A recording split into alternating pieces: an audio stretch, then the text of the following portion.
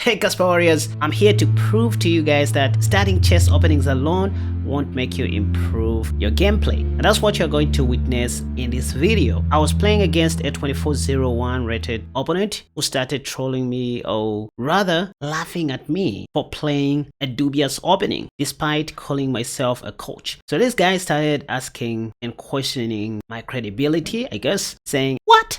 Are you really a coach?" I didn't reply. Well, basically, he was just nonsensing my opening, which I'm going to show you in a minute. And I was really offended. I knew this was an insultant. But anyway, let's dive into today's lesson very quickly. And hey, if you really care about this channel and want to see us grow, click the subscribe button. Also, don't forget to turn on the bell notification icon for all my content. That way you won't miss any of my future uploads. Oops, let's have this view. So this was a 3+2 casual blitz match. My opponent started with knight f3. I played g6. I just wanted to play the modern defense initially with bishop g7, knight f6, and maybe followed by pawn to d6 and c6, castle short, just normal moves. And so after d4, I played d6, and immediately I saw the move pawn to c4. I was like, you know what? Let me try something new. Probably something that my opponent won't expect, because I'm sure they were expecting me to play the king's Indian defense or something like that. So I played bishop h6. Not objectively the best, but where is my weakness? This is just the opening phase, and I mean, I'm not losing anything here. Chess occurs in 3 stages. Just because your opening stage is great, it doesn't mean you will end up winning the entire game. You still have to work for your meal in the middle game and in the end game. It was at this point when my opponent started messaging me in the chat room, saying all sorts of things. Are you really a coach? Who are you? Blah, blah, blah. What is this? Anyhow, I didn't reply immediately because I didn't want to sound so mean. So I just continued playing. He played knight c3 and I played pawn to c6, just trying to prevent knight d5 or knight b5. g3 was played, and then I played queen a5. Just normal chess. I mean, I'm not risking anything, right? Okay, what was going to happen if white took my bishop? I was just going to take back with my knight and fianchetto my knight like that. Yes, you will see some grandmasters doing that. This is just the opening phase, guys. Don't be so invested in the opening. Chess is not just about openings. You still have to work for your meal in the middle game. And by the way, this is why I like saying chess is not a game, it's an art. You need to be a great artist to draw a beautiful picture on the board for you to claim a decisive advantage. Anywho, my opponent didn't take the bishop on h6. They continued doing their thing. So I knew this is an opening guy who is caged in his own box. Knight d7, that's what I played. The idea was just to play pawn to e5. I'm just comfortable having my bishop sitting on h6, looking at that dark square bishop. Why should I put it on g7? It's not a prerequisite, you guys. Anyway, castle short, I played queen h5, again for no reason. I mean, I didn't see any weakness, right? I'm just playing strategic moves that I understand well. e4 was played, and then immediately I played pawn to e5. At this point, my opponent took, and then I took back with my knight. I could have taken back with my pawn. In fact, that was my initial idea, but taking back with my knight was going to allow me to castle long in the long run, which happened in the game, by the way. After knight takes, I first of all exchanged queens off the board and then took back like that. Then pap, and look at the eval bar. We are now in the middle game, or almost in the middle game, and what are we seeing so far? The game is back to equality, simply because there is what we call engine advantage and human advantage. Even when Stockfish thought my opening was awful, I knew that I was playing a human being, so they were not going to play accurate moves like Stockfish all the way through. So now you can see position is like 0.1, if not slightly better for black. So this is one thing you need to know, you guys. It's not just about openings. It also has to do with your middle game plan. c5 was played. I played bishop d7 because I wanted to castle long. And after knight b1, I castled long. Who has a lead in development? Stockfish supports black. Bishop f1 was played. I played pawn to f5 immediately. And after that, I played pawn takes. That's just a free pawn, by the way. And white really struggled to get back that pawn. Knight c3, knight f6, rook d6, rook hf8. That's what I played, protecting my knight, also holding my e4 pawn.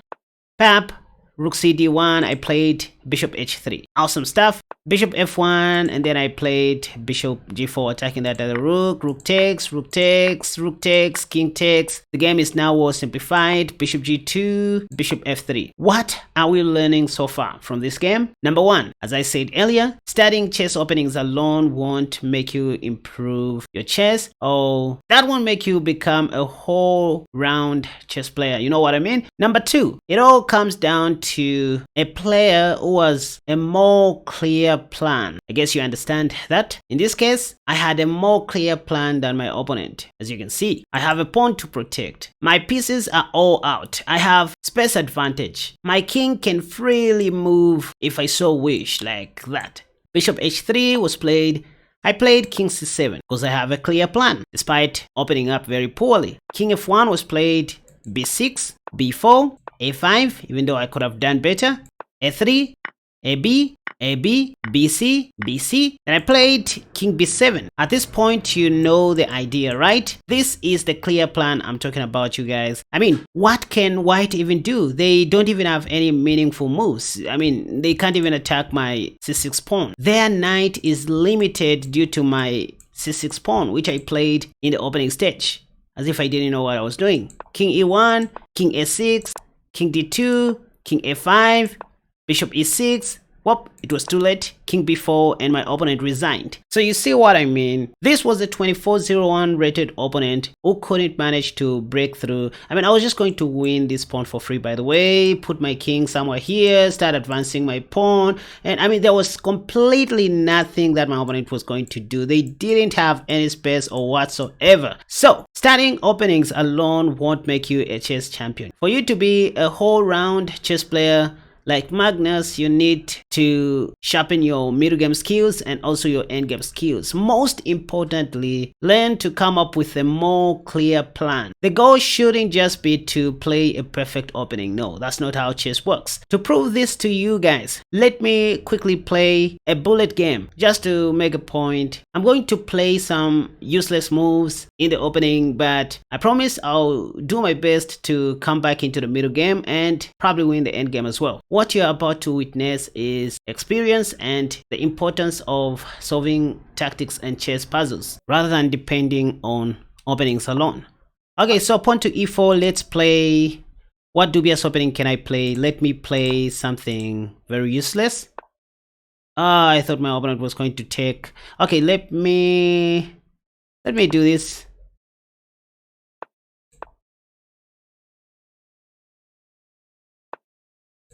This is useless, but I'm hopeful. You can see, almost checkmating myself, moving my king like no one's business, but using tactics, I'm going to try and come back into the game. So my opponent just sacrificed. Wow, that's a good move, because if I take, that'll be checkmate. So what I'm going to do is to play knight f6. Now I can take the knight. So pawn to c6 is coming. I think I can just take, right? Yeah, I think I can just take now. This is a free piece. There's no queen h5 check. Now I can do this. I have check and that. I can't do that. Let's give a check. I'm going to take this.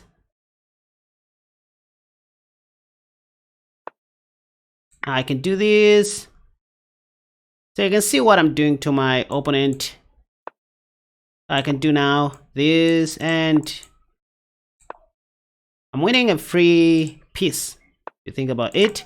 Look how I've come back into the game. Now I can do this, attacking that. Let's take, and let's do this. I'm going to capture this for free. I'm just showing you how it goes, you guys. Let's take. Oversimplifying the game. Let's do this. I'm now attacking the rook. And let's do that. Okay, I made a slight mistake there, but this is bullet. I'm supposed to be fast. Oh, okay, another mistake.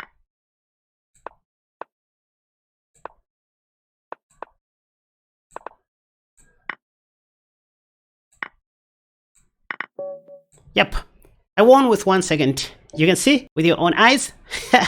So this is what I'm talking about, you guys. That was a bullet match. I didn't do much, but I still ended up winning. My opening was so poor, and that is something I cannot advise anybody to do, but I still ended up winning due to basically 3 things. 1, my good tactical vision. 2, I had a more clear plan in the middle game. And 3, I put so much effort in fixing my middle game and end game. I wasn't highly dependent on the opening thing. And hey, want to take your chess seriously? Simply head over to the comment section down below and find a special link to my courses that you should click. You will be redirected to my Patreon page where you can access all my wonderful courses. By the way, that's how you support this channel, right? And hey, if you really care about this channel and want to see us grow, simply head over to the homepage and click the subscribe button. Also, don't forget to turn on the bell notification icon for all my content. That way you won't miss any of my future uploads. Lastly, to get this free study PGN that I'm using in this video, simply scroll all the way down to the comment section and click the first link that you see, which will redirect you to a page that will ask you to subscribe